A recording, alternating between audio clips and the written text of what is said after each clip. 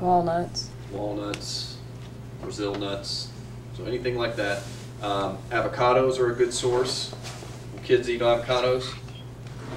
The good trick with avocados, you take a green apple and slice it up into pieces, and then take an avocado and cut it up, and then you take a bite of each and do it at the same time. And it gives you kind of that sweet, crunchy, sourish with that kind of mushy, bland avocado taste. And you get both together. So my snacks and our snacks, we do green apples. Green apples are low glycemic, they're easy, they're portable, they're cheap, so keep those with you at all times. And then just various nuts and seeds, and falling in love with pumpkin seeds. They're actually really good. And those protein shakes. And those good fats help keep you held over. So you're not, when you're eating carbs and sugar, your insulin spikes, or your sugar level spikes, and your body dumps insulin. So you're sort of riding this up and down roller coaster, especially if you're doing that first thing in the morning. So you want to start the day with good protein, good fats, stabilizes your blood sugar, and then you're not getting these energy spikes in lulls at 2 o'clock. Just want to crawl into your desk and go to sleep. You can keep that maintained by eating about every 2.5 to 3 hours. So you're saying, so will the good fats, that's the replacement for the sugary. Yeah, but will it help with hyperactivity as well? Absolutely. Because when you're getting the good fat, your brain is about 65% fat. So if you're giving your body its raw materials, and sugar is acidic, it's inflammatory, it drives your glands wild, your pancreas is squirting insulin into the system, and your energy's all over the place. So not that it's not realistic to totally eliminate or avoid sugar, but the more you can reduce it, the better your health is. And usually it's a 3-day process. For most people, if they can get rid of it for 3 days, they sort of get over the hump, and then your cravings go away, and your energy level starts to stabilize, your headaches get better.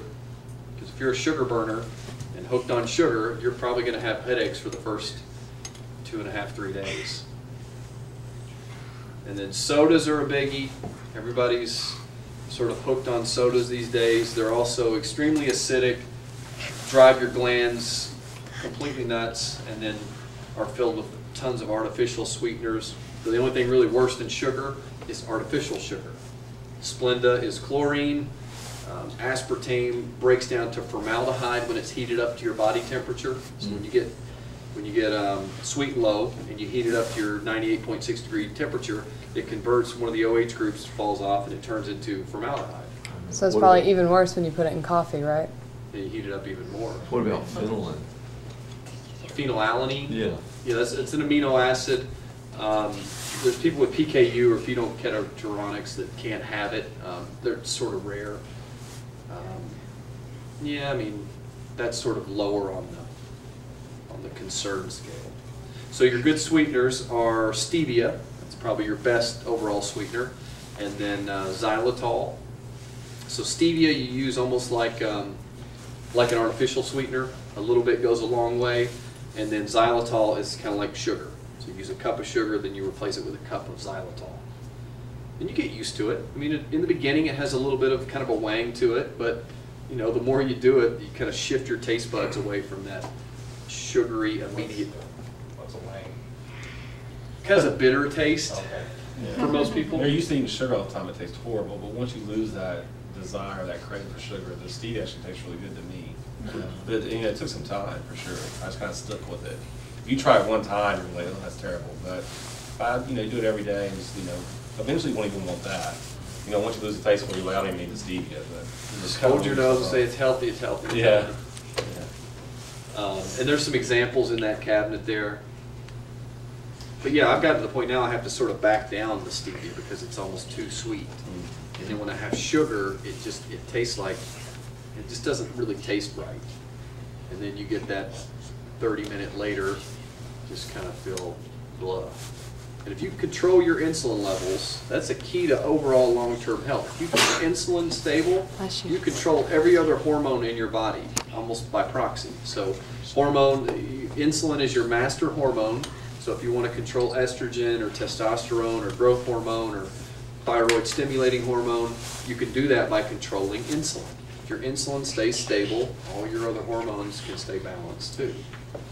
I've never seen a person, unless they've already just completely taxed out their organs, that can keep their insulin levels stable and can't balance their thyroid, and can't balance their, you know, their estrogen, and their periods aren't all over the place. So insulin's your master hormone. Anything else? Do you recommend the children's multivitamin? I know you said supplements. Yeah, as long as it's from a whole food source. So you generally have to go to Whole Foods or Whole Body, depending on which store you're going to. Garden of Life, New Chapter, Dr. Carlson makes a good like kids fish oil. But the biggies are fish oil and vitamin D that most people need to supplement with, and then the things that make grab and go foods easier, like smoothies. And a great smoothie recipe: you take a bag of frozen berries, put it in a blender with some almond milk, some cinnamon, a little bit of flax seeds, blend it up nice and thick, and it basically tastes like ice cream. So almost every night I have chocolate and ice cream. Almost every single night. So you do 6 squares of dark chocolate, at least 75% dark chocolate, and then that smoothie, and you've got basically ice cream and chocolate. And you're not totally sabotaging yourself and depriving yourself of certain foods. Because you can't get into where you're depriving yourself of everything, because that's unsustainable. You're going to cave in at some point. You're just going to say, forget it. You have to make it doable. And for most people, they just need to start adding certain healthy things.